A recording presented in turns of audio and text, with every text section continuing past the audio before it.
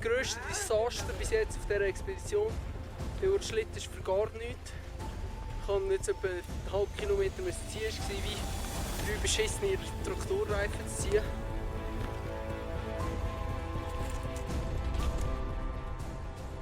Alle Fälle ist es eins der härteste Shit, glaube ich, den ich schon lange mal gemacht habe.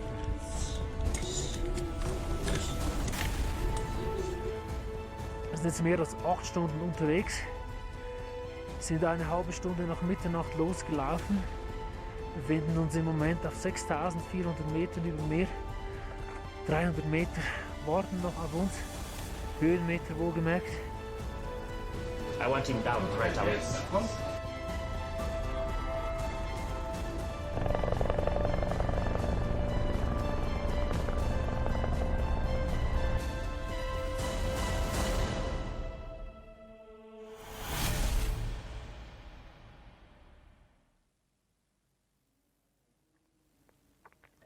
Sometimes I really ask myself, how the hell did I end up here? It was never my plan to join 3 mountain bikers on their trip up to Kilimanjaro. Actually, it was never my plan to become a professional photographer or to make a living with one of my passions, with photography. I would like to tell you about my story today and how I became one of the most published mountain bike and action photographers in Europe. Hi there, my name is Martin Bissig. I'm a Canon ambassador based in Europe, and I would like to tell you a little bit about my challenges that I faced during my winters, during my winter expeditions. The topic is winter, however, I'm not always in winter when I do these expeditions, but I must say, when you're up in Africa, up on 6,000 meters above sea level, it pretty much feels like winter. So today I would like to tell you a little bit about the challenges I faced during different expeditions that I was going on. But first, I would like to tell you how I became what I am right now, because I truly believe that if you follow your passions, that success will follow you. And it did not only start with photography, it were actually a couple of passions that combined in my life and made me the way that I am right now. It all first started with mountain biking back in the 80s. You see my buddy Freddy here, he was always the crazy guy. We were the first 2 guys in our little town here in Switzerland to own a mountain bike, and he was always the one jumping up, having 2 wheels up in the air, and I followed him with my camera. And this is how I got introduced into photography, into action photography. Here you see a picture of myself back in the good old days with Lycra pants, really old-fashioned way. This is how I started actually with photography and with action, thanks to my buddy. But also back in the days, I did some work for the newspaper, and this is a piece of the newspaper dated back in 1989. I was 13 years old, and my father was the editor of the local newspaper. He handed me his camera and he sent me away to take shots of local events, and it turned out pretty fast that I loved taking pictures of sports events, and you can see here where I was going. I really loved to take triathlon shots and just different kind of shots that were local, and so I really made myself a little pocket money back in the days. When I did the research for this topic, I stumbled upon a slip where I saw that back in 1989, and that's the sad part about it, I probably made more money selling 1 pictures to a magazine or to a newspaper than a lot of photographers do right now. That's the sad part, because now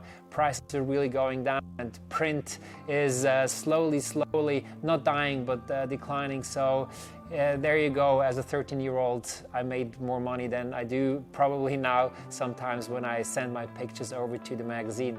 But nevertheless, I started taking pictures more professionally when I came to work for the Swiss mountain bike magazine called Ride. But also there, it all looked, when I'm looking back now at these pictures, it all looks pretty old-fashioned and But that's the way how I started, and you can see here that I made my first appearance on the cover of international magazines. That one was in Poland, but also in Swiss magazines. So then I got really hooked to photography, and this is when I really believed that I might be able to make a living with photography. And then in 2009, actually, my friend Claude, he asked me if I would like to join him on a trip to the Himalayas, and that's how it all started. We went up to Ladakh. That's a beautiful place in the Indian Himalayas. He asked me if I wanted to join him on a mountain bike trip. And that was the first time actually where I combined my third passion, traveling, with Claude. So we went up there, we traveled Ladakh for 2 weeks in a row. We sat about 70 hours in a Jeep and traveled from one spot to the next and made a nice and really cool photography story about cycling in Ladakh. And that's the first time I really got internationally recognized and I got internationally published outside of mountain bike magazines. You see here a magazine of the German Stern. This is a very big publication, and that's how I became more and more mainstream. But yeah, this is how I combined these three passions: the cycling, the mountain biking, the photography, and the traveling. But now let's come to my first big challenge when it comes to taking pictures in the snow and in the winter. Claude asked me to join him on a world record trip to the Indian Himalayas, so we did that in 2011. I joined him up on 3,175 meters actually, and we made the world record in a high altitude mountain biking. And there he had the idea to do a traverse of the Himalayas the next year, which meant in winter we were trying to cross the Himalaya from the north to the south, and this is my first really big challenge. That's the cold, when you're taking pictures and when you're out there taking shots in the cold at minus 20, 25 degrees Celsius. We started again in Ladakh, in the Indian Himalayas, and our goal was to traverse the Indian Himalaya on the bike, on the mountain bike, walking and ski touring.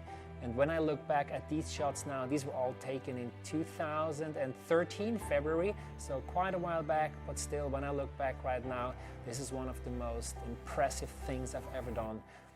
Obviously, we were the first people traveling on this river on a mountain bike, and I was able to capture shots that have never been seen before.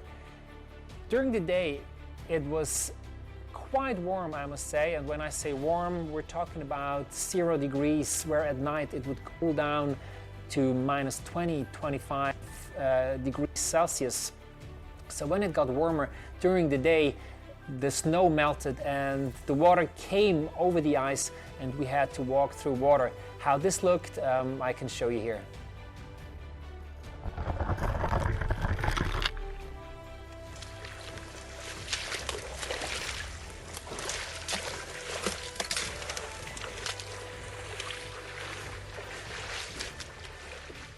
Ja, wir haben heute durch den Fluss durch müssen. Zum Teil ist das Wasser doch relativ hoch gekommen. Ich habe am Anfang gemeint, ich hätte trockene Füße. Das war aber nichts, sie sind doch recht nass gewesen und ich habe jetzt vor meine Socken schon gelegt, mal zum Schauen, ob es trocknet in dieser kurzen Zeit, aber es sieht schlecht aus. So, das ist mein Socken.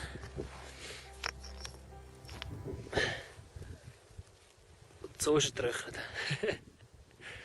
Ja. Ich könnte fast einen Hering einschlagen.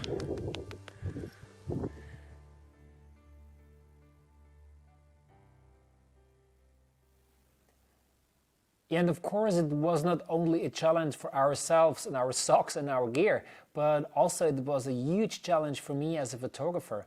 Because as you can see, there were temperatures up to minus 29 degrees Celsius. And you as photographers, you probably know the biggest challenge I had, right?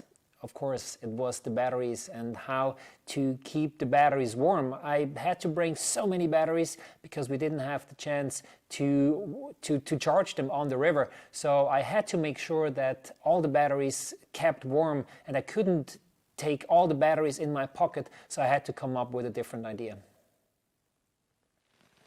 Ja, ich bin mega happy, dass es jetzt so funktioniert, wie ich es mir vorgestellt habe. Ich habe wirklich am Anfang ein Bedenken gehabt wegen der Akkus, dass die kalt bekommen. Wir haben hier auf dem Fluss überhaupt keine Chance, die zu laden.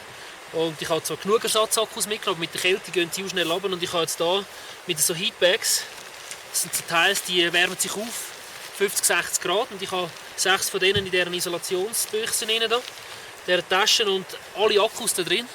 Das heisst, es ist immer schön warm, Zimmertemperatur, und so gehen die Akkus nicht runter. Und ich habe eigentlich bis jetzt gestern und heute mit den beiden Kameras geshootet und die Akkus beide verheben noch. Gestern sogar noch eine Zeitrafferaufnahme gemacht in der Nacht.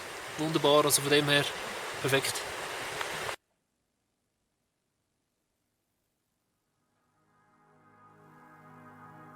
So that problem we have solved. That wasn't the biggest issue anymore, but we ran into more problems. The further up we came, the more difficult the situation was. However, we continued our trip on the river, and for me as a photographer, visually, that still was one of the most stunning expeditions I have ever done. It was really cool to go up the river and to meet people on the way, see how they're living. Here you see a woman letting her yaks drink out of the frozen river, and we then changed from bicycle to skis, and we went further up until we reached that little monastery. We were quite happy not to sleep in our tents anymore, but we could stay sometimes in these nice little places, rooms in the monasteries. It also turned out that the monks that were living there, they were super happy to see us. They were very kind. They gave us food, they gave us some warm drinks, and they were actually the most stunned to see cyclists or tourists during winter season there. So no one ever comes there, rarely in summer, let alone in winter. So internationally speaking, I made it to a lot of magazines. Here you see a couple of cover shots. That one is in the United States. That's a shot published in the UK.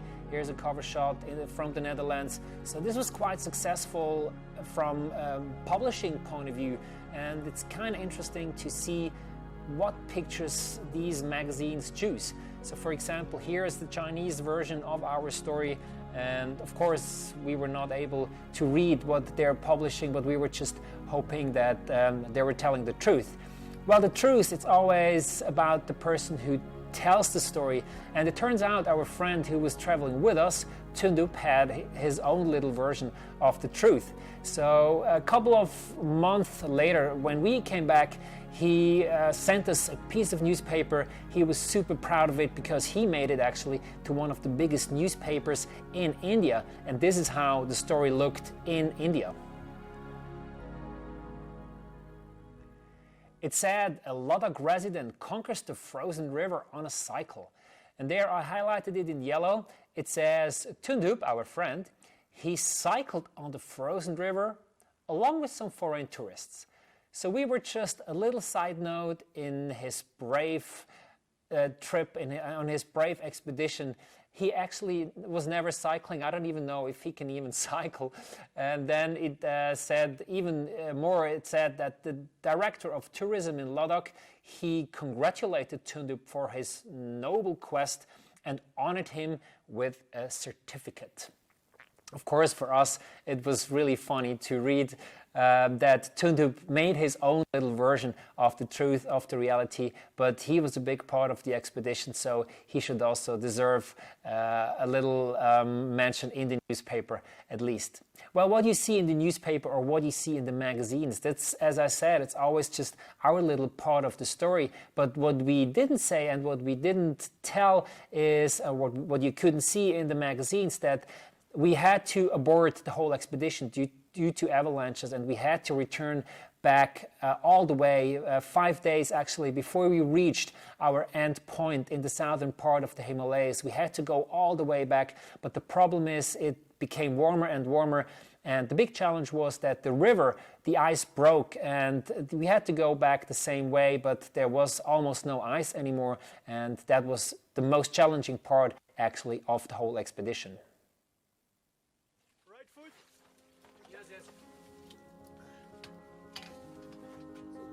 Where we had some thick ice before on the river, you could see that at some parts of the river there were only 10 or 20 centimeters of ice where we could make it through. 1 or 2 days later there would not have been a chance to make it back, so we were super lucky to have picked the right days or just be early enough to make it all the way back.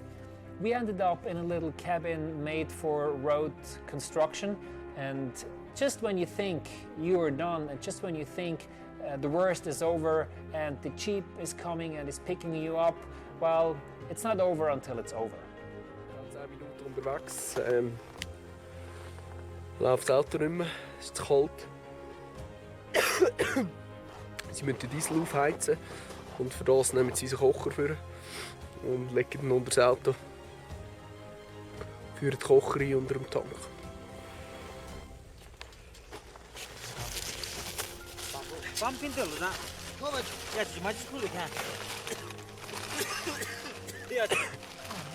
Oh yeah. Should we step away?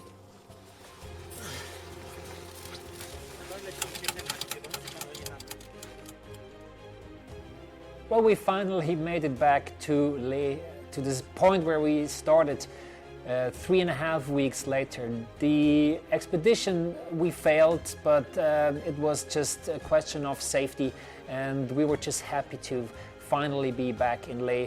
And Claude tried again the next year, but the river wasn't frozen at all because it was too warm, so he came back, and that was it about this expedition.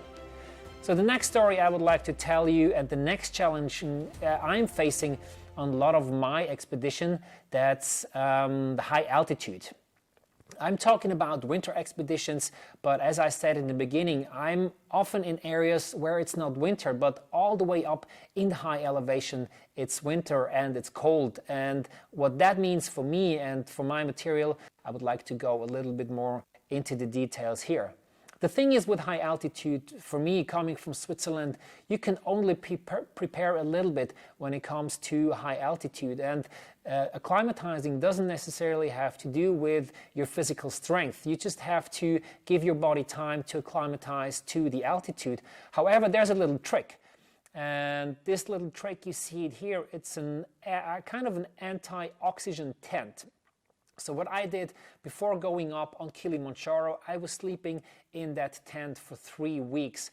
That tent was attached to a generator that would blow desaturated oxygen or air into this little tent, and you can see here it would simulate to sleep to have a sleeping height of roughly 3,200 meters above sea level. Like that, I could make sure that my body was already pretty much acclimatized to roughly 3,000 meters. So when I got there, when I got to Kenya and to Tanzania, I was sure that my body at least was a little bit acclimatized, because we knew that it's going to be a super tough expedition. We just had a little time, or just actually too little time to go up that fast, and I knew that if I'm not prepared and if I fail, there will be no pictures. If an athlete fails, it's part of the story, but if I fail, there's no one to take pictures. So I really need to make sure that I make it throughout all the expedition. Making myself ready for it, making my body ready for it, that's one thing, but making my gear ready for the expedition, that's another thing. So there's a little overview about what I brought to this expedition. I don't want to go into the detail, just note that little yellow camera there. It will play a big role afterwards in the story. So we went up to Kilimanjaro, but first we did some acclimatizing, and you see I was joining Danny McGaskill, one of the most famous YouTube mountain bikers, and we did some tricks for the locals, and he showed them his videos on YouTube. Going up Kilimanjaro was the main task, but first, to acclimatize, we decided to go up to Mount Kenya. That's the second highest mountain in Africa. We started with beautiful weather and the sun was shining and it was super warm, but as soon as we reached the gate of the park, it started raining. It started raining like crazy, and after about half an hour our rain gear was completely soaked, so the water that came out from the top was going out on the bottom, and yeah, the only thing that was left when we reached the camp finally after such a long time was to dry our socks and our shoes with the local crew at the fire. You see, when I told you about the little yellow camera, that's the toy camera of my daughter that I brought with me, and everyone was laughing at the beginning because this camera is waterproof. And it turned out that with this toy camera, probably the first time ever pictures shot with this toy camera, they were published in magazines all around the world. You see here in France on the bottom, on the left side, these shots of Danny McGaskill. Also here the shots of the road close sign in another magazine, and here even more, even bigger pictures. All these rainy shots were taken with the toy camera of my daughter. What does it mean? It means that the best camera you have is always the one you're having with you, and I would not have been able to shoot this expedition, or at least part of it, the rainy part, with my big 5D Mark IV that I brought with me back then. So the little toy camera really saved me, and I was able to capture the moment. So sometimes even a toy camera can take the best pictures, because the best pictures are the ones that you actually take. So we continued further up, and it was super hard for the athletes. I was the one carrying a photo backpack, but these guys, they had to carry their bikes, and me and Gerhard, my friend, we were pretty much acclimatized, but Hans that you see here, and especially Danny that you see here, they were not acclimatized at all. And that's a picture taken while he was still laughing back there, but that should stop pretty soon, because Danny came from sea level, from Scotland. He wasn't acclimatized at all, and his conditions got worse and worse and worse. When we reached the base camp of Mount Kenya at roughly 4,200 meters above sea level, Danny didn't really feel well.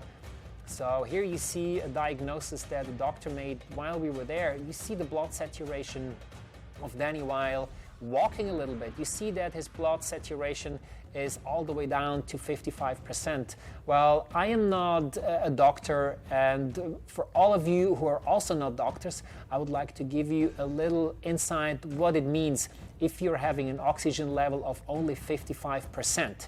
Well, I prepared this table, and obviously this is only valid for sea level, but still you get the idea. So we're talking 100% to 98%, that's in the normal range.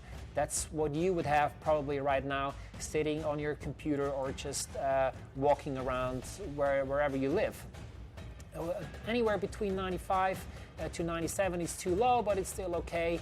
You're getting into a more critical range from 90 to 94%, that's pretty low, but in the really critical range, we're talking under 90%, and you will suffer from severe hypoxia under 80%, and you are in acute danger to life under 70%.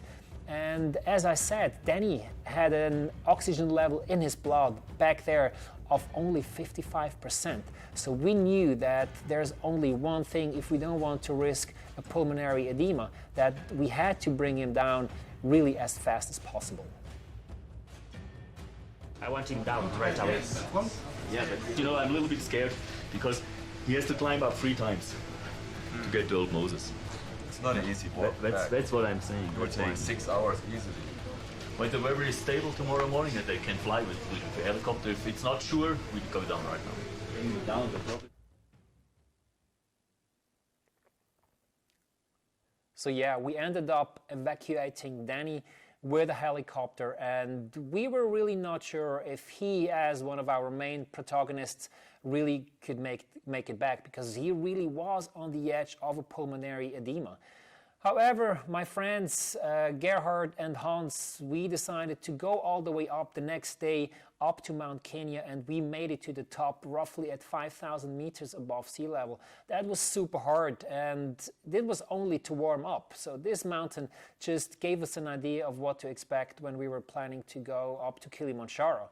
On the way down, it was really cool. You see, this picture was shot at about 4,500 meters above sea levels with all these plants and everything. So when we talk 4,500 meters above sea level in Europe, we're talking about Mont Blanc, the highest mountain on our continent. So, but that's how it looks in Africa. Well, on the way down, or when we were back, we met Danny, and he was really super fine. And that's the hard thing about high altitude sickness. As soon as you're down, you're feeling pretty well again. So we decided to give it a try, go up to Kilimanjaro, and we were thinking that Danny probably would just join us for a couple of camps, but we never really expected that Danny could join us up to our base camp. That's here, that's 4,700 meters above sea level. And what else to expect in Africa than snow at this time of the year? But it turns out that this snow really made a beautiful, beautiful backdrop to one of the most scenic shots I took on this expedition, and that's the shot right here. When we were starting the next day, we really hiked up in this beautiful scenery in the background. You see Mount Mavenzi. It was super cold. We left 1 o'clock after midnight, and this shot was taken at I think 4:30 in the morning. And for all you photographers out there, just take a guess with the number of ISO that I chose, that I needed to go in order to make that shot. Just make a quick guess and I will reveal it right afterwards. So these shots and other shots you can see here, they were shot at ISO 32,000, shooting with the 5D Mark IV attached with an 11 to 24 millimeter lens at 5:30 in the morning. I had to go all the way up to ISO 32,000, but I didn't have another option. The only option would have been to take a blurry picture because I couldn't have short enough time, or to take no pictures at all. So I decided to go up to ISO 32,000. This is something that during my expedition photography, I don't really care about high ISO. For me, it's important to get the shot. And a magazine doesn't ask how much ISO you were shooting with. The magazine asks, do you have a shot of that uphill? Or if I don't have it, well, they don't publish it. But it turns out that a lot of magazines picked that shot here as an opening because it describes pretty much what we were doing. So we were going up, and you can see how much fun the guys had. Oh my God, they were laughing so hard. No, it was super, super tough.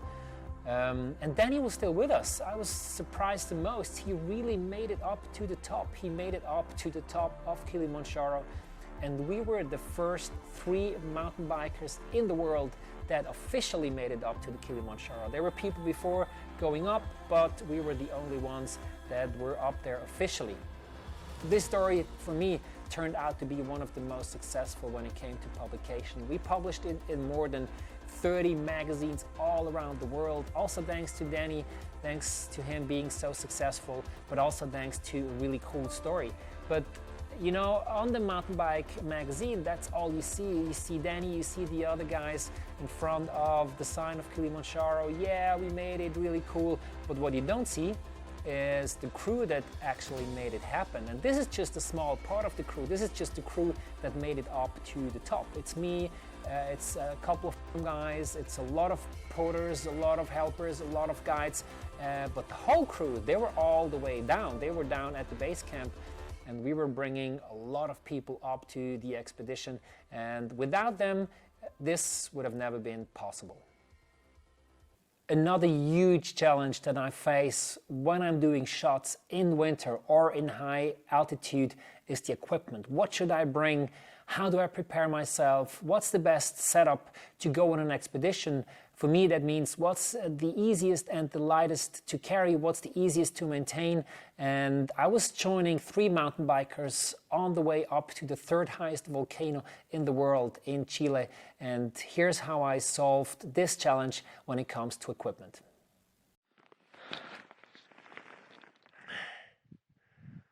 Hello, my name is Martin Bissig. I'm an outdoor and action photographer based in Switzerland. Currently I'm in Chile.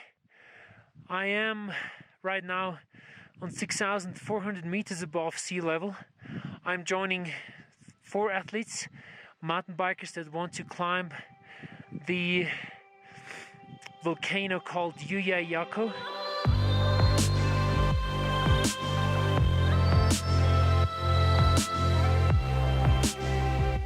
But let's go back a few days to where this adventure started, in Santiago de Chile. After hitting the ground on the 6th of November and exploring the city, we pack our stuff and headed up north to the Atacama Desert. But before leaving sea level, we decided on the last test of the gear.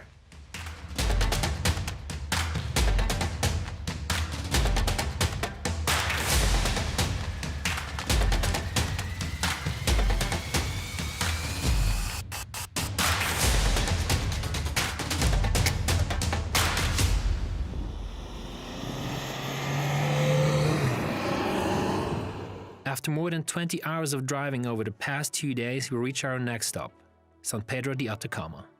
Here at roughly 2,500 meters above sea level, we stay a couple of days preparing and getting used to even higher altitudes by hiking up to 4,700 meters. Acclimatizing is necessary for the body to get used to the little oxygen and pressure up there. If not done right, you're in bad trouble. I'm on the way back now from the first day of acclimatizing. In the back you see the little peak, well it's more kind of a hill, that I reached together with Gerhard, another athlete, 4,700 meters above sea level, without any issues, no headache, nothing, so I'm very confident for the upcoming days. So the next step for us is going to be sleep on 4,200 meters.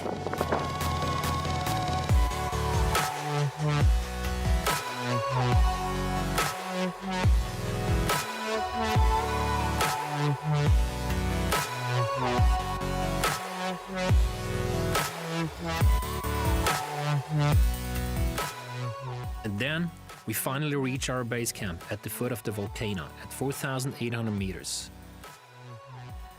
Again, we will spend a couple of days further acclimatizing by going up and down to our high camp at 5,400 meters above sea level, while carrying equipment and provisions up there. But first, let's talk about my gear. Well, on an expedition like this, there are a couple of challenges we are facing. First, it's the athletes and me.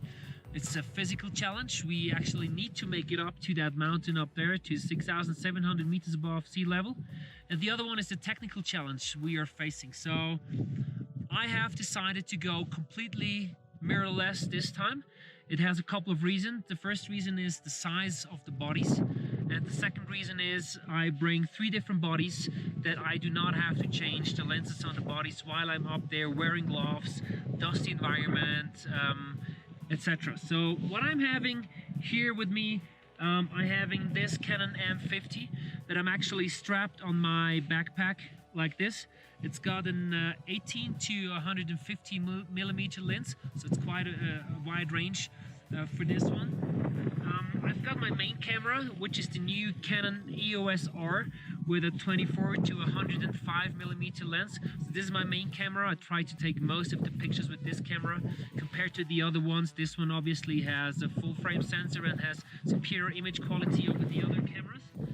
And then what's missing is wide angle. I love to take wide angle shots. However, the wide angle lenses, the good ones, are pretty heavy and bulky. And as I said, I don't want to change the lenses. So this is why I brought this little camera here. It's the Canon EOS M6 with an 11 to 22 millimeters. As you can see, it's very small, it's very lightweight. This is the most important thing for me. I have to go very light. Everything has to be accessible.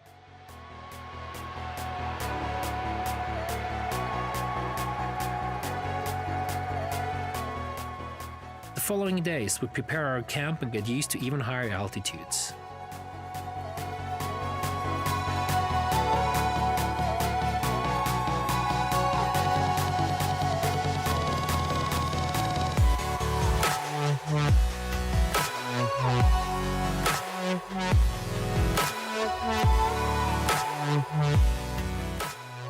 And after 6 days, we feel ready to go for it.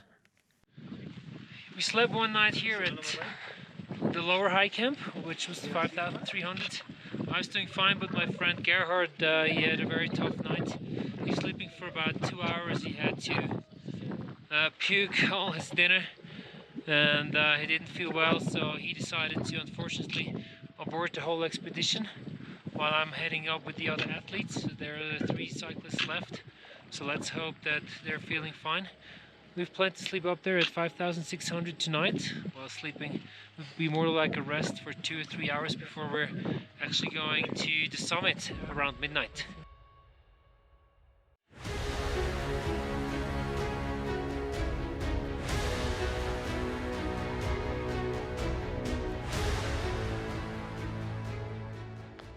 I get asked quite a lot how I operate a camera in these conditions. So I've got these very special gloves. Actually, it's 2 separate gloves. As you can see, there's a zipper in front. I can stick my fingers out.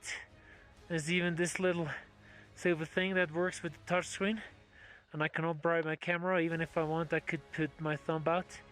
When I'm not using the glove, I can actually close it in front with the zipper. When I look at the back, you see there's also another zipper, so you can put these little heat bags in, shake them, they're warm, so that keeps my fingers warm. Otherwise, there would be no chance that I can operate a camera in these temperatures.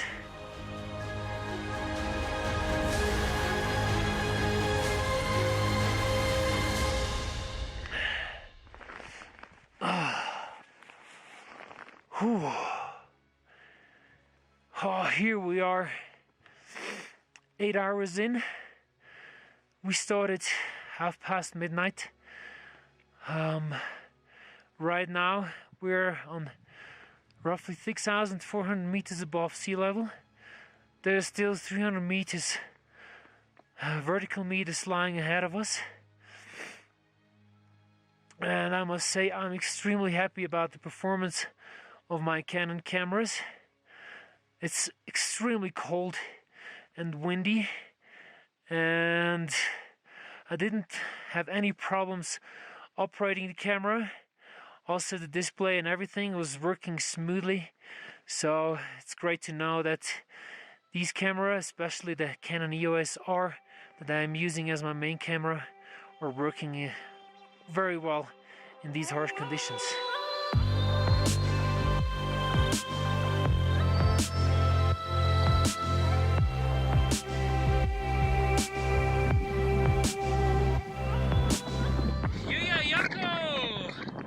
Here I am.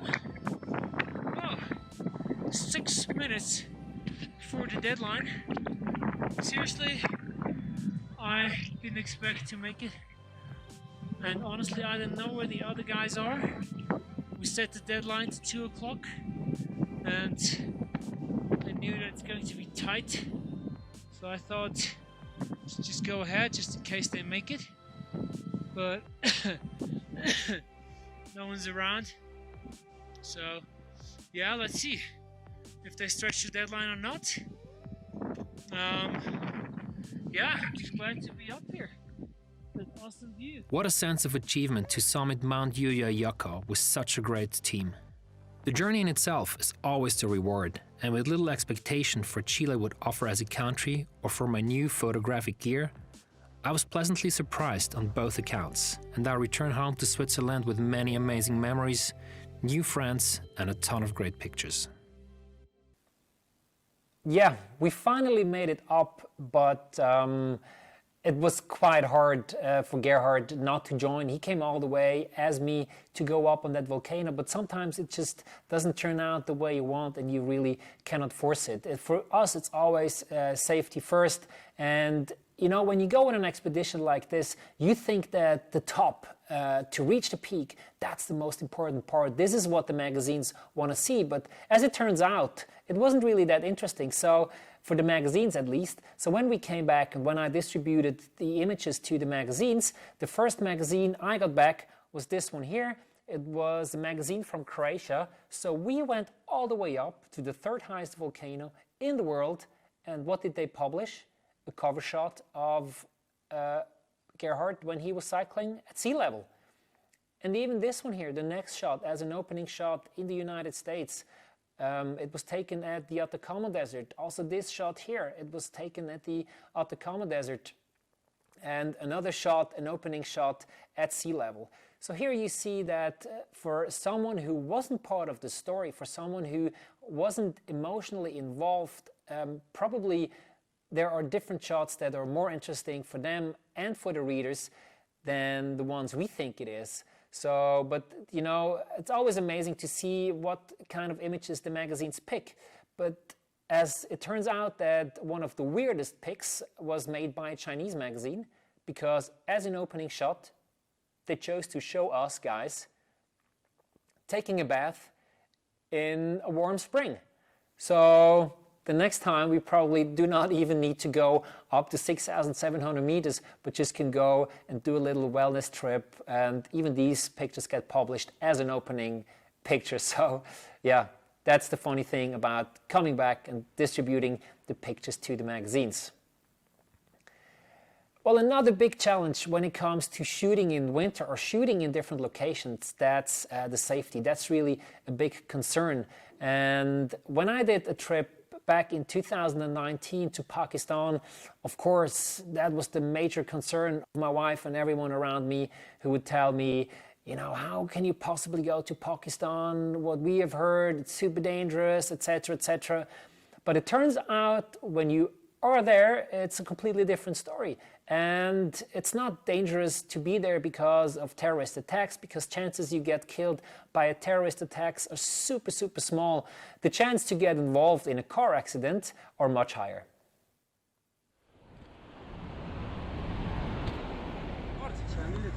Wieso sind wir so langsam unterwegs? Zwei Gründe. Einmal Diesel sparen, wir haben nämlich fast keinen mehr. Und zweitens ist die Bremse kaputt. Wir haben es in der Mittagspause mit Milch gefüllt, weil es ganz genauso funktioniert. Man muss dazu sagen, dass wir erst mit Milch aufgefüllt haben, nachdem wir eine Dreiviertelstunde komplett ohne Bremse gefahren sind. Safety first in Pakistan.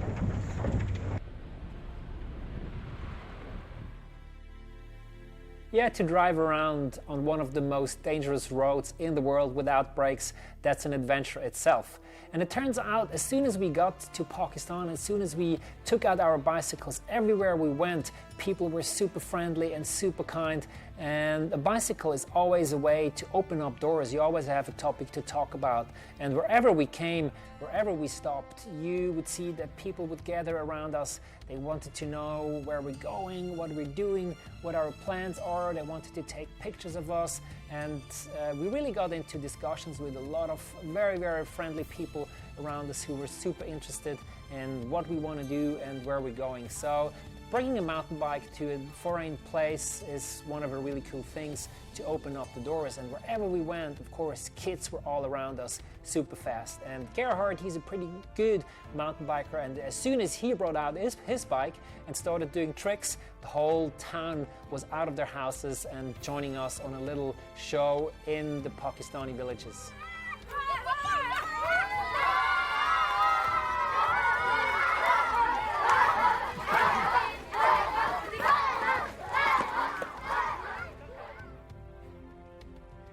Gerhard did a little show for the kids and also for the town, and he was the main attraction. However, we didn't go to Pakistan to do some tricks on the mountain bikes. We went to Pakistan to go to the base camp of K2, and therefore we were doing a round on the Karakoram and on the Baltoro Glacier. We didn't know if that's going to be good or if there is some riding, because no one has ever done that, what we were planning to do. So when Gerhard asked me, do you want to join me on a trip to Pakistan to cycle? I was asking him, is it good to cycle there in Pakistan? And he said, you know, I've seen pictures of Pakistan. It looks like one of the best places to cycle. Well, it didn't turn out that way. We had to carry our bicycles really a lot, but on the side we were able to take some awesome shots that were also later then published all around the world. But most of the time the athletes, they had to carry the bikes, but when we had some time in between to do some riding shots, it was one of the most breathtaking sceneries that we were able to ride. So I brought 2 cameras with me, but I always also bring a little drone with me when we do the shooting in order to film and to get some different views. And what happened there at this camp, I was flying up with my drone, and I don't know if you guys were ever flying a drone up on higher than 4,500 meters, but the air is pretty thin and the drone came down too hard and too fast and it crashed and my propellers broke. I went to Gerhard and I told him, Gerhard, I do have a problem, my propellers broke, and it was the 3rd or 4th day of the expedition. And he told me, well, just bring out your spare propellers and then we continue. And I said, well, unfortunately, I do not have any spare propellers. And it turns out that the day after, I met these 2 guys here, 2 Pakistanis. And when I was in my tent, I heard a drone noise, a sound. And when I looked out my tent, I saw these 2 guys flying the exact same drone as I was flying. I went to them and I asked them, hey guys, by any chance, do you happen to have spare propellers? And they told me, no, I'm sorry, we don't have spare propellers, but you know what? Take our propellers. So they unscrewed their propellers, they gave me their propellers, they were not able to fly anymore, and I told them, what do you guys want? How much money? I pay you any amount, because for us it's vital to have these shots. And they say, yeah, no, don't you worry. You're here as a foreigner, you came all the way from Europe to document this trip. It's much more important for you guys to have a drone, and this is what really amazed me. And this is typical for the experiences we made all along the way. We just met super nice and friendly people, and I don't think I would have given my spare propeller to some random Pakistani guys if they were traveling here in the Alps. So a big thanks to these guys. I'm still in touch, by the way, through Instagram with one of these guys, and it's pretty cool for him to see how the whole story turned out. And as with all the expeditions, we're not alone, and often you just see me or you just see Gerhard or another athlete, Jakob, here, but we also brought a guide with us, and that's Isak. You see him here, he's a small old man. He didn't know exactly how old he was. I think he must be around 60 years old. He didn't know himself really. And when we were asking Isak about how long it takes to go from one place to the next, he always said, you know, it's 3 hours, 2 hours, inshallah, inshallah. And at the end of the day, it turns out to be 6 hours and 7 hours. And we were asking Isak, but Isak, why are you telling us 2 or 3 hours? And he said, you know, this porter speed and not tourist speed. And then we told him, but Isak, you need to give us proper times. And he said, well, you know, you are tourists and this is not easy. So this is what he told us when we were complaining about the times and about how hard it is to travel in Pakistan. This is nice, easy, not city. This is mountain, this is adventure. Yeah, this is mountain, this is adventure. It really was an adventure. It was a big adventure. It was one of the hardest things I've ever done in my life. And I mean, I've done a lot of tough things, but going up there with our bikes, with all the photography gear, that was super hard. But the toughest part was the one you see here. We were leaving camp at 9 o'clock in the evening to go over a pass, and we had to start pretty early because we expected some groups to go the other way around, and it was super dangerous because of rocks falling, and therefore we had to leave pretty early. And this is how you end up when you think you go cycling in Pakistan. There's a glacier wall, 45 degrees, super hard, and this is where we were with our cycles on the back, with all the photography camps gear hanging there in the ropes. And but Jakob, the other friend, he summed it up pretty well. 4:30 Uhr am Gorandola. Ich stehe hier mit dem Isak. Hi, hi. Mitten in der fucking Steilwand. Hi, hi. Jetzt kommt noch Porter. You are so? How are you, Isak? I think just little 10 minutes more we have 10 minutes. Yes. Inshallah. Inshallah, successful. Well, the 10 minutes more turned out to be about 1.5 hours, and especially for Gerhard, he was suffering pretty hard. For him, it was one of the hardest things also that he ever did. You see me here up with Jakob and with the guide up on the mountain peak, and we got rewarded with a beautiful view on K2, and this is why we came all the way from Europe. Back there on the other side, finally we got to cycle a little bit, at least, on the Baltoro Glacier. We made our way down to the K2 base camp, and this probably was also one of the most breathtaking campsites that I've ever been. When you opened up the camp in the morning and when you looked out, you had a beautiful view on K2, and that really was really awesome. We had the rest day planned after the 22-hour day we had the day before, but Gerhard and Jakob, they just couldn't let their bikes just lay around, and they just had to play around and they had to jump around. And for me, of course, that was one of the biggest shots that I took during this trip, because no one was ever up there with a mountain bike, let alone jumping there in front of the K2. So that was pretty cool. And these shots also were published all around the world. When we came back from this trip, we got awarded with a certificate by the tourism department as the first people ever to do that trip with the mountain bikes. But why, at the end of the day, why am I doing all this? Am I doing it for a certificate, or am I doing this for likes on Facebook or on comments on Instagram? No, I don't do it because of this. I do it because of a completely different reason. There's a song that pretty much sums up why I'm doing this, and the chorus goes like this. It says, "One day, baby, we'll be old. Oh, baby, we'll be old, and think of all the stories that we could have told." And I came to the conclusion, for me, I don't want to become old and wait for the stories I could have told. I want to live now, here, right now. I want to go on trips, I want to go on adventures, and I want to go out and live these stories that I can tell you right now. And this is what drives me. So go out there, go take pictures, go and live your life. Do it right now, because you never know once it's too late, and you never want to look back and think about the stories that you could have told.